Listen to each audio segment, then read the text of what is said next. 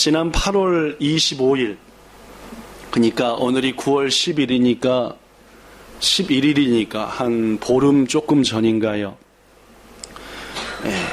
오전 8시 반경 한국의 대전이라는 곳이 있는데, 그 대전에서 승객 2명을 태우고 택시를 운전하던 택시기사 이모 씨인데, 그때 당시 나이가 63살이었습니다.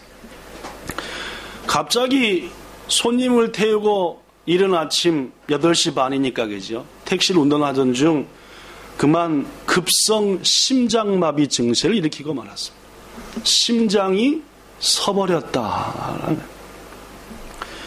그대로 핸들 위에 퍽 쓰러지고 말았습니다. 정신이 이미 혼미해져 버린 운전자 이 씨는 자신의 몸을 어떻게든지 일으켜 세워서 핸들을 조작하여 사고를 피하고 싶었지만 이미 심장이 턱 멈춘 상태에서 쓰러져 버린 핸들 위에 있는 몸을 일으키는 것은 도저히 불가능했습니다. 더구나 오른쪽 발은 가속 페달을 밟고 있었고, 엑셀레이터라고 해야 되나? 엑셀이라고 합니다. 가속 페달을 밟고 있었고, 역시 그 발을 떼서 브레이크를 밟아야 되지만 이미 심장이 쇼크를 받아 멈춰버린 이 씨는 가속 페달에서 자신의 발을 뗄 수도 없었습니다. 결국 택시는 점점 속력을 내며 앞을 향해 달려갈 수밖에 없었습니다.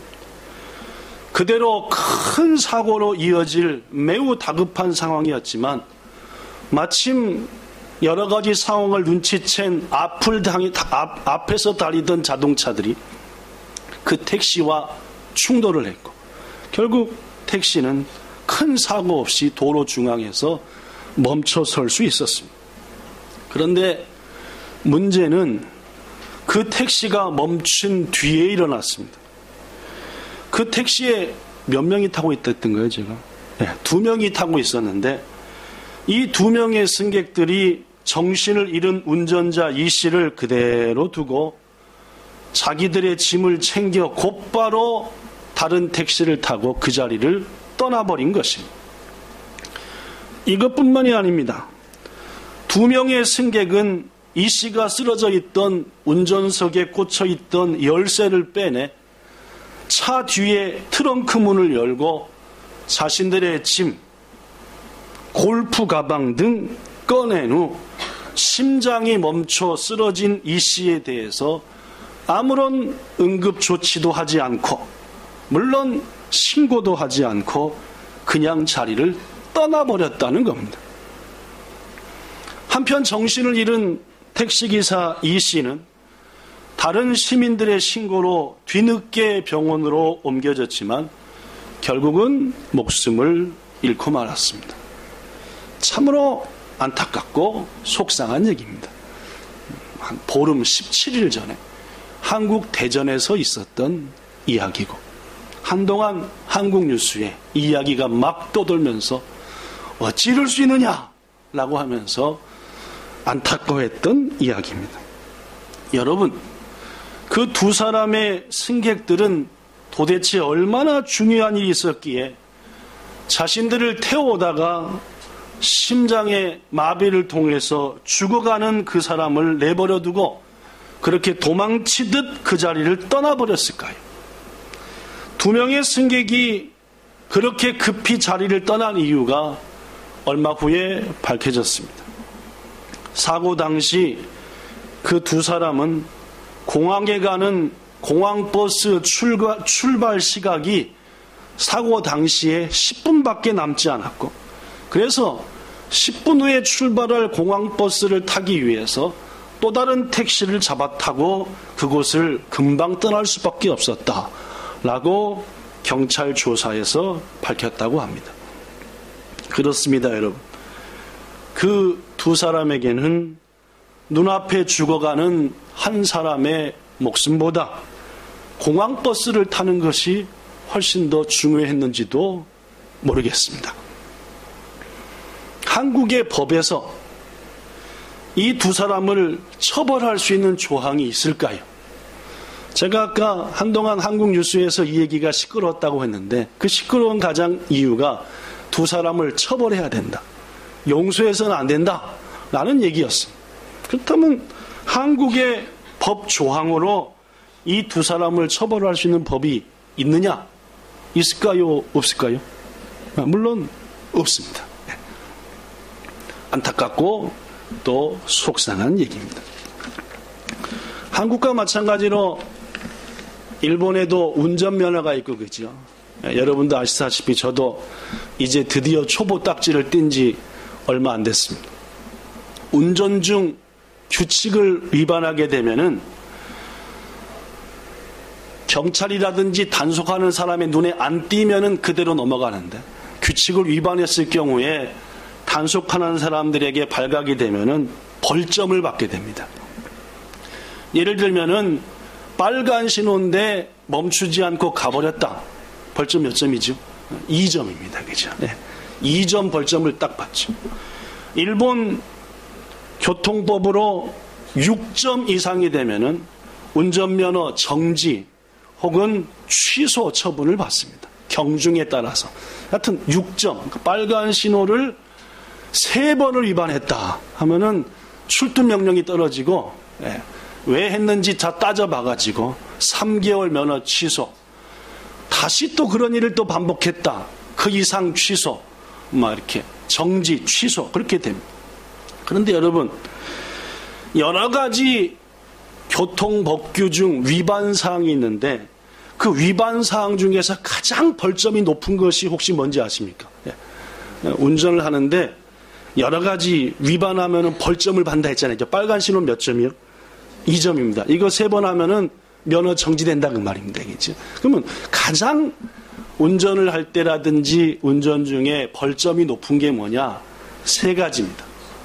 35점이에요. 한 방에 35점이니까 얼마나 저거 한지 아시겠죠? 3가지입니다. 첫째, 금방 말씀한 대로 술 먹고 운전하다가 잡힌 거. 35점입니다. 왜냐면 술을 먹으면은 제정신도 아닌데 가다가 남 들이받잖아요. 그죠?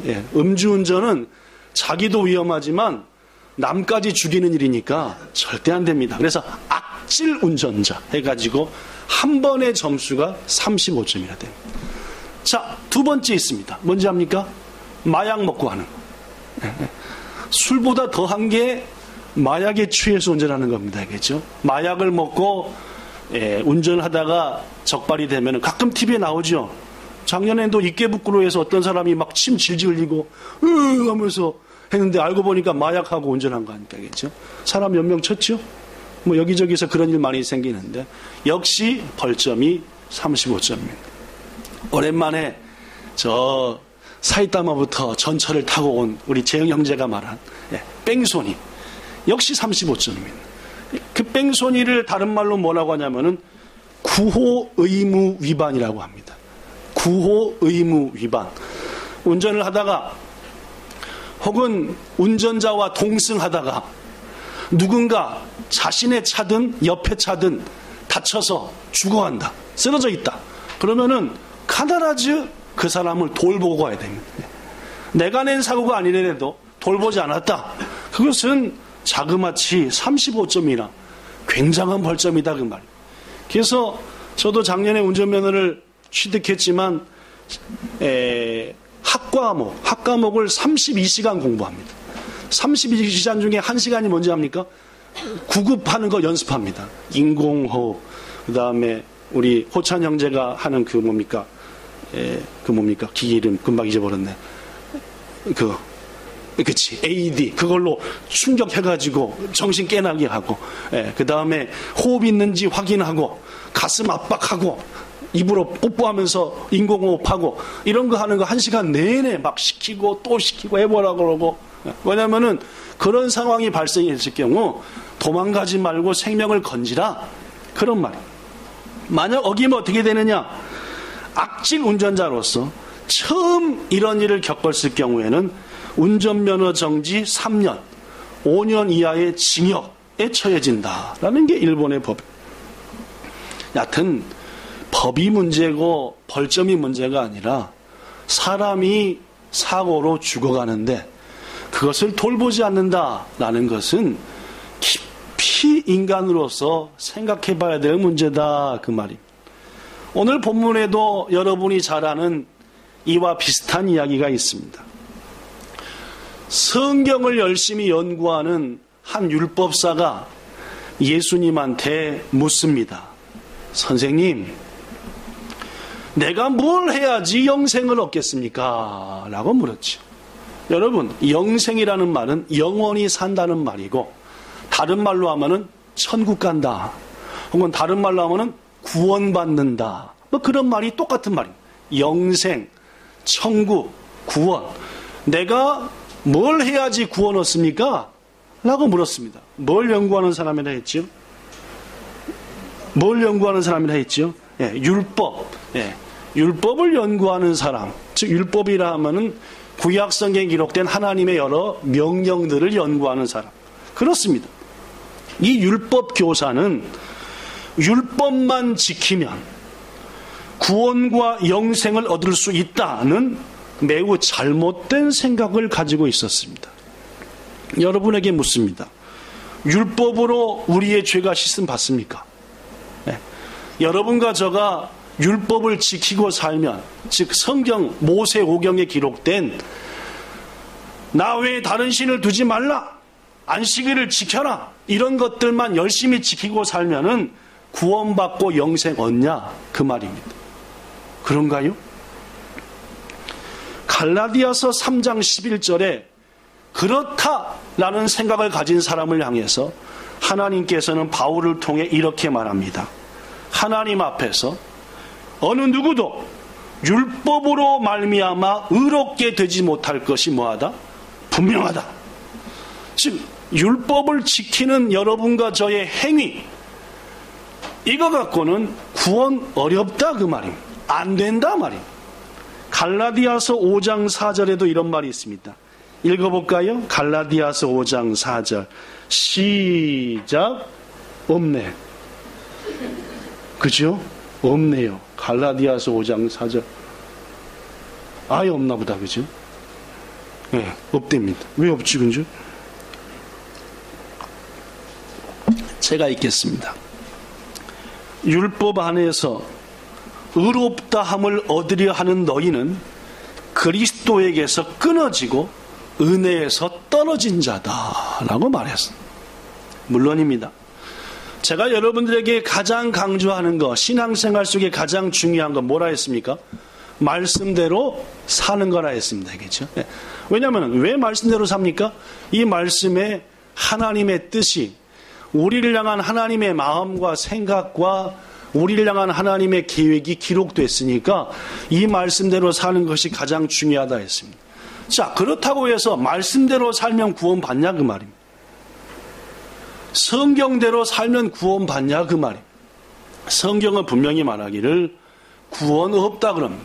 그러면 여러분과 저가 어떻게 해야만이 구원받습니까?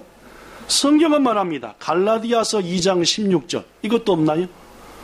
네, 갈라디아서 2장 16절. 이것도 없나 보다, 그죠? 왜 없을까, 그죠?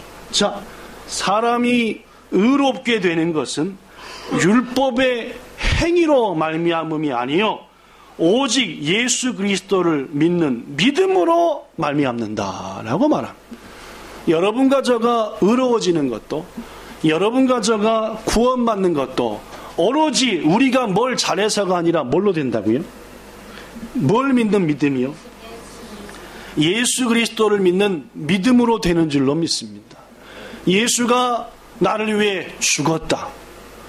그분이 다시 부활하셔서 우리에게 소망의 믿음과 확신을 주셨다. 그 예수는 이 땅에 다시 오셔서 그가 말한 대로 예비한 천국으로 나를 데리고 갈 것이다 는 사실을 믿는 자가 뭐 한다고요? 구원을 받습니다. 인정하지요? 네, 분명합니다. 여러분과 저의 천국 행도, 여러분과 저의 모든 죄 씻음도, 여러분과 저의 구원도 영생도 우리가 뭘 해서가 아니라 예수 그리스도께서 나를 위해 죽었다. 그분이 이 땅에 다시 오셔서 그분이 약속하신 곳으로 인도한다는 사실을 믿는 자만이 영생을 얻는다라고 말씀하고 있고, 여러분이 몇 번 얘기한 대로 예수님이 나를 위해 죽었다는 사실, 다시 사셨다는 사실을 믿게 되는 그 믿음 역시도 하나님이 여러분과 저한테 주는 뭐라고요? 선물이다 라고 성경은 말합니다. 고로 구원에 대해서, 영생과 천국에 대해서 여러분과 할 수 있는 것은 아무것도 없고, 우리가 뭔가 했다고 자랑할 것은 아무것도 없는 겁니다. 왜 그렇다면 우리가 성경 말씀대로 살아야 한다고 얘기합니까? 아무것도 안 해도 우리에게 주신 예수님의 그 은혜가 너무너무 감사해서 예수님의 뜻이 기록된 말씀대로 사는 것, 이것이 신앙인의 삶이기 때문에 그렇습니다. 여하튼 이 사실까지를 깨우치 못했던 이 율법사는 예수께 묻기를, 내가 율법의 어떤 조항을 지켜야만이 구원을 받습니까? 라고 어리석은 질문을 한 것입니다.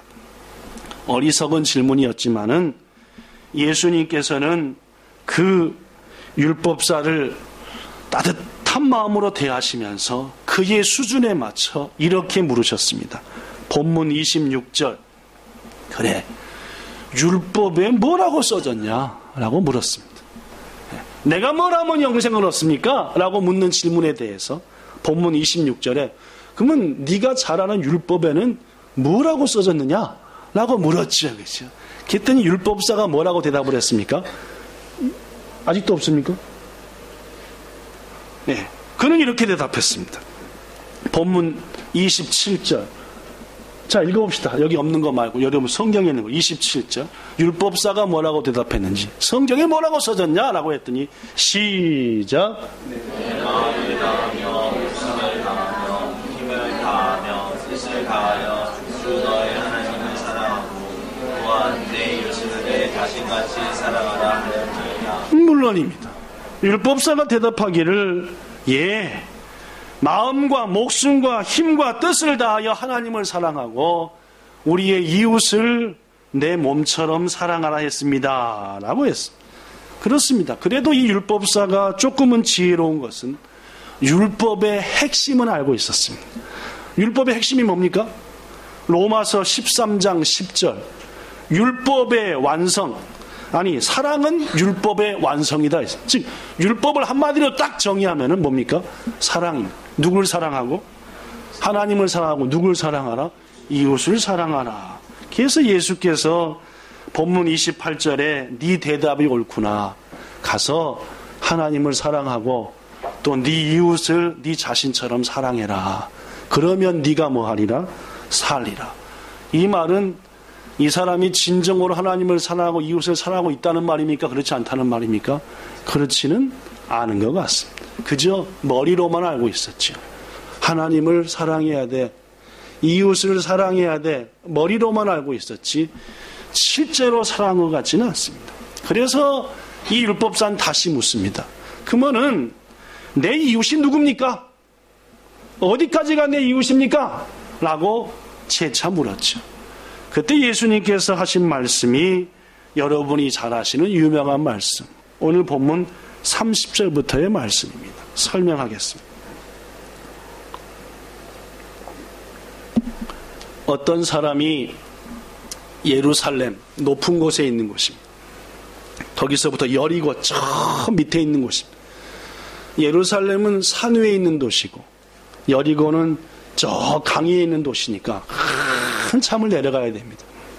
그래서 어떤 사람이 예루살렘에서부터 여리고로 내려가다가 뭘 만났습니까? 강도가 하나입니까? 둘 이상입니까? 네, 강도들을 만났습니다.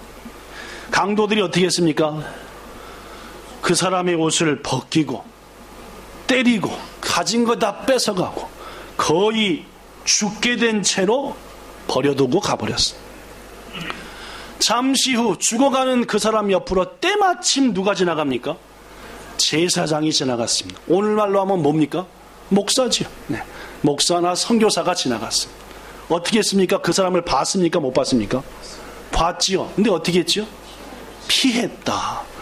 봤음에도 피해갔다. 안 도와줬다는 말입니다. 왜 안 도와줬을까요? 뭐 이유가 있겠죠. 그죠? 아까 택시 기사를 왜 안 도고 갔죠? 이유가 있었죠. 나름대로 이유가 있는 겁니다. 이 사람도 이유가 있으니까 가버렸겠죠. 적어도 목사고 제사장이면은 죽어가는 사람을 도와줄 수도 있었을 텐데 뭔 이유인지 모르겠지만 가버렸어요. 잠시 후 또 누가 지나갔습니까? 이번엔 레위인입니다. 잘 아시다시피 레위인은 하나님의 교회에서 앞장서 섬기라고 선택받은 자들이죠. 요새로 말하면 뭡니까? 장로님, 권사님, 집사님, 권찰님들, 교회에서 재직분들이 레위인이라고 해도 될 겁니다. 어떻게 했습니까? 앞에 갔던 제사장과 똑같이 봐기는 봤는데 보기는 봤는데 어떻게 했습니까? 피하여 가버렸어요. 그 다음 33절에 보니까 어떤 사마리아인이 지나갔습니다. 당시 사마리아인은 강도를 만난 유다인을 포함해서 아까 지나갔던 제사장, 좀 이따 지나갔던 레위인들이 뭘로 여겼냐면은 개하고 짐승으로 여겼습니다. 상종을 안 했어요. 저것들은 나쁜 놈들이다. 저것들은 개돼지보다도 못한 놈들이다. 라고 여김받았던 사람들이 당시 사마리아인이었습니다. 근데 그 사마리아인이 가다 말고 누굴 봤습니까? 강도 만나 죽어가는 사람을 봤다는 말입니다. 여러분, 그 사람이 어떻게 했습니까? 죽어가는 그 사람을 보고 가까이 가서 어떤 마음이 들었습니까? 불쌍한 마음이 들었어요. 측은한 마음이 들었죠. 이게 중요합니다. 고통당하는 사람을 보고 뭔 마음이 생겼어요? 불쌍한 마음이 생겨요.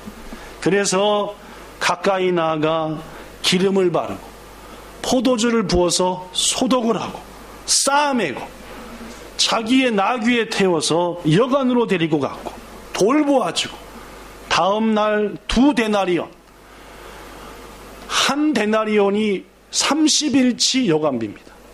당시의 말입니다. 그러니까 2데나리온이니까 며칠치 여관비입니까? 2달치 여관비를 내주고 내가 일이 있어서 가니 비용이 더 들면 올 때 더 줄 것이다. 이 사람을 잘 돌보아 주기 바란다. 한 다음에 갔습니다. 예수님이 물었지요. 너는 이 세 사람 중에 누가 강도 만난 사람에게 이웃이 되어 주었느냐? 여러분 대답해 보십시오. 제사장이 이웃이 되어 줬습니까? 레위인이었습니까? 사마리아인이었습니까? 물론입니다. 사마리아인. 한 가지 짚고 넘어가야 할 것이 있습니다. 율법사는 예수님에게 누가 내 이웃입니까? 라고 물었었어요. 그죠? 그렇죠? 네. 누가 내 이웃입니까? 라고 물었었어요. 근데 예수님 뭐라고 말씀했죠? 누가 강도 만난 사람에게 이웃이 되어 주었느냐? 라고 물어봤습니다. 조금 다른 거 아시죠? 전혀 모르시겠습니까? 네. 네.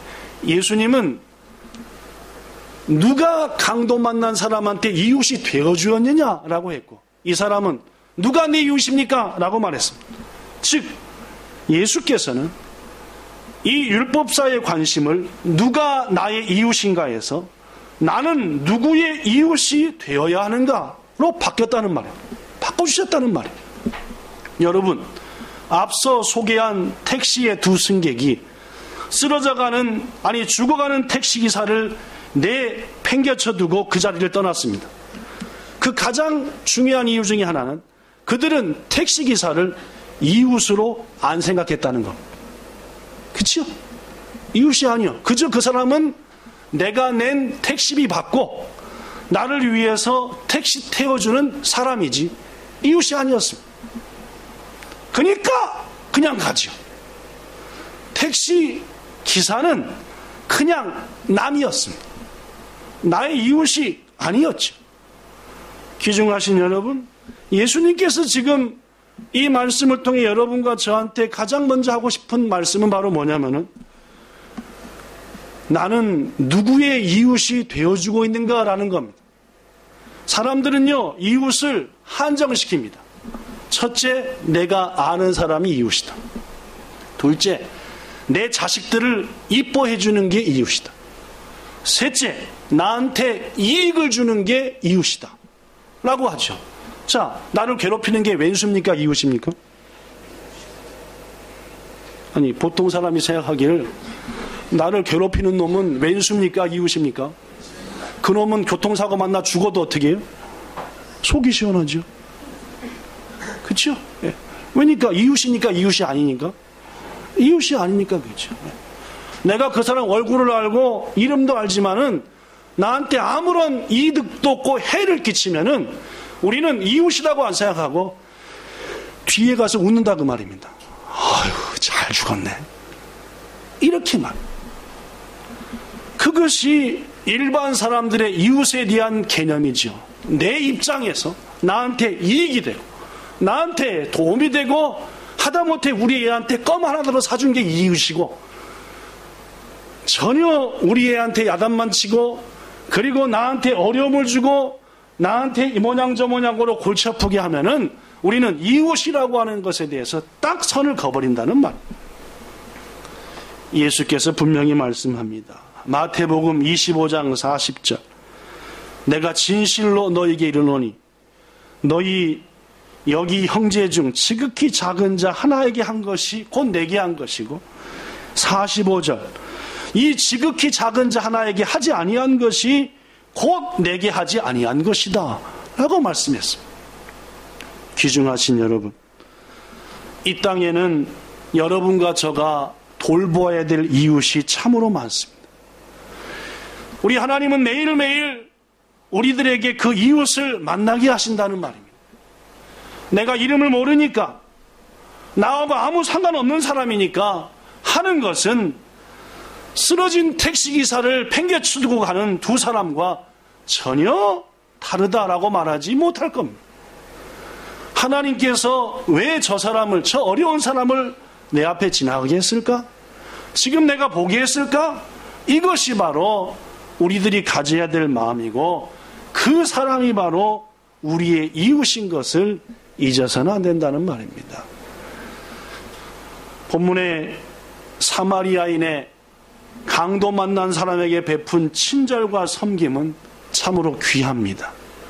자신이 그들에게 그리고 쓰러진 사람의 민족에게 항상 손가락질을 당하고 가까이 오면 돌멩이를 던져버릴 정도로 그런 취급을 당했지만은 그는 쓰러져 죽어가는 그 사람을 섬겼고 돌봤습니다.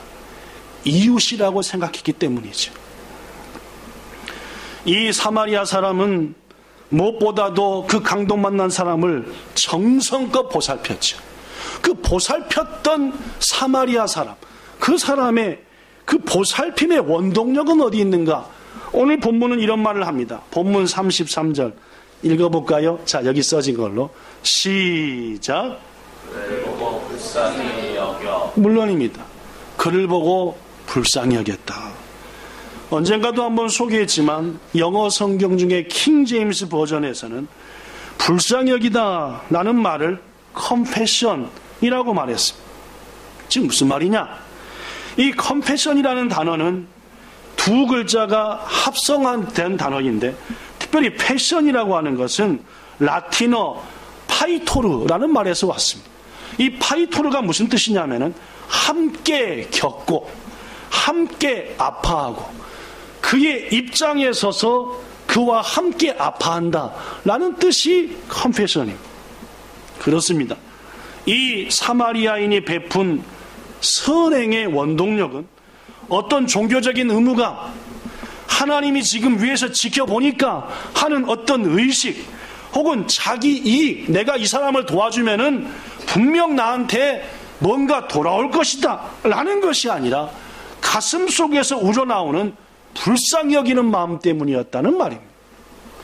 성도 여러분, 이웃을 진정으로 섬기고 사랑하는 것은 무엇으로부터 시작되냐면은 그를 볼 때 그의 입장이 돼가지고 그를 불쌍히 여기고 공감하고 안타까움으로부터 시작되는 겁니다.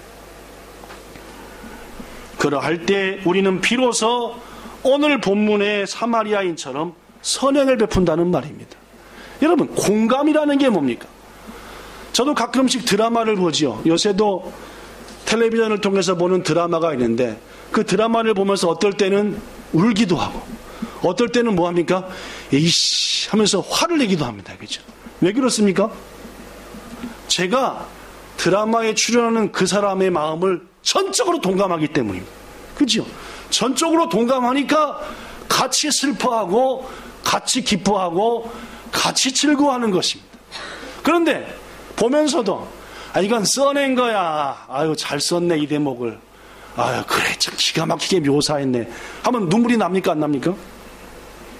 날 리가 없죠. 그죠? 예. 보면서도 뭐합니까? 이 작가 누구야? 저기 저 단추를 잘못 꼈네. 그렇죠? 이게 공감을 하게 되면은 함께 울고 함께 기뻐하고 단추를 잘못 껐는지 그런 거 전혀 신경 안 씁니다. 그러나 공감하지 않으면은 뭐가 어떻고 대사가 이상하다는 등 그런다 그 말. 오늘 이 사마리아 사람이 죽어가는 이 사람을 도울 수 있었던 가장 큰 이유 중에 하나는 그가 함께 아파하고 함께 공감했다는 말입니다. 사랑하는 여러분, 여러분과 저가 하나님께 구할 것은 이 공감의 마음입니다. 누군가 곤고할 때, 누군가 어려울 때, 지쳐있을 때 그 사람의 입장에 서서 공감하고 위로하고 그 사람의 입장에 서서 살피고 돕는다고 한다면 그 사람은 힘을 얻고 용기를 얻고 일어날 수 있다는 말입니다. 이 땅 동경에는 참 많은 교회가 있습니다. 우리 긴시조에도 여러 교회가 있죠. 교회마다 특성이 있습니다. 어떤 교회는 열심히 기도합니다. 어떤 교회는 봉사를 많이 하죠. 어떤 교회는 성경 공부를 많이 시킵니다. 저는 우리 본향교회가 그 어떤 교회하고도 다르게 공감하는 마음이 충만한 교회가 되기를 바랍니다. 성도들 서로가 공감해야 돼요. 여러분에게 언젠가도 얘기했다시피 어떤 성도가 막 예배 시간에 졸아대면은 예배 시간에 저렇게 졸다니 벼락 맞을 일이네. 이것은 공감이 아닙니다. 그죠? 얼마나 힘들고 어려운 일이 있으면은 항상 예배 잘 드리더니 오늘따라 저렇게 힘들어하고 그래 내가 저 성도를 위해서 뭔가 협력할 일이 없는 거 이게 공감 아니겠습니까? 그죠? 이 모양 저 모양으로 곤고하고 기뻐하고 힘들어하고 아파하고 즐거워할 때 그 성도의 입장에서 함께 기뻐하고 함께 즐거워한다면은 거기에는 진정한 이웃사랑과 아름다운 열매가 맺으리라 라고 믿습니다. 저는 오늘 무엇보다도 여러분들 남편과 아내가 공감하기를 바랍니다. 자신의 아내에 대해서 자신의 남편에 대해서 서로의 입장이 돼가지고 야 남편이 얼마나 공고하고 힘들까 아내가 얼마나 힘들까 이런 참된 공감의 마음이 있을 때에 그 부분은 아름답고 귀한 것입니다. 서로가 자기 입장밖에 말하지 않고 서로가 자기의 입장만 밝힌다고 한다면은 어찌 거기가 부부가 되겠냐는 말입니다. 성도와 성도의 관계도 마찬가지고 목사와 성도의 관계도 마찬가지며 그리고 부모와 자녀의 관계도 직장 상사와 부하의 관계도 한국과 일본의 관계도 마찬가지.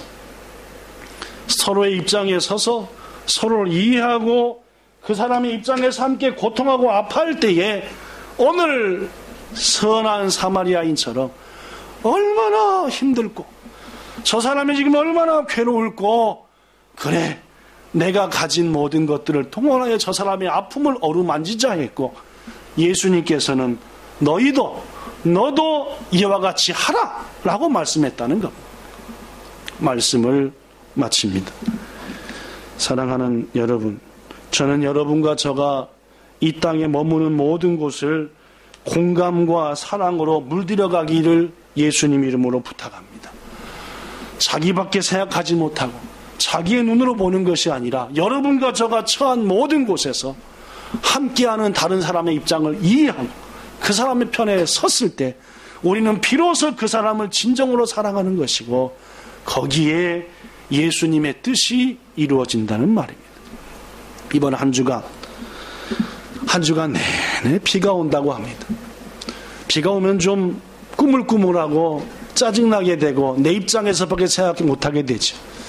부디 이번 한 주간 꾸물꾸물하고 또 여러 가지로 어려울지도 모르겠지만 추석이 속한 한 주간임에 마음을 여유롭게 가지고 공감의 사랑으로 주의를 섬김으로 곡식으로도 풍성하겠지만 사랑으로 풍성함을 만들어가는 여러분과 저 본향의 모든 성도들 꼭 되시기를 예수님 이름으로 축원합니다. 기도하겠습니다.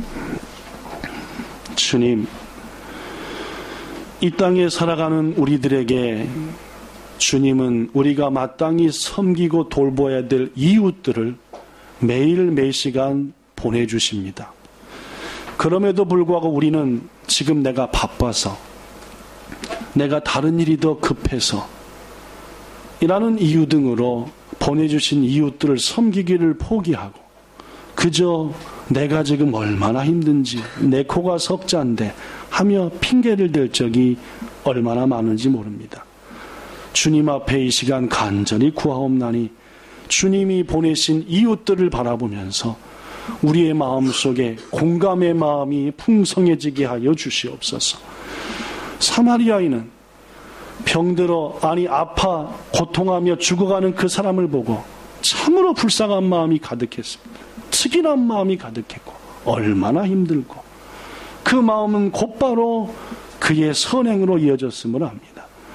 이번 한 주간도 일생 다하도록 예수님께서 먹으셨던 그 마음, 저들을 어찌할꼬 하며 친히 낮아지사 우리 위해서 죽어주신 그 마음 우리도 갖게 하시고 예수님처럼 사마리아인처럼 낮아져 공감하여 진정으로 섬기는 이 시대에 빛을 발하는 그리스도인 되게 하여 주시옵소서. 주 예수님 이름으로 기도하옵나이다. 아멘.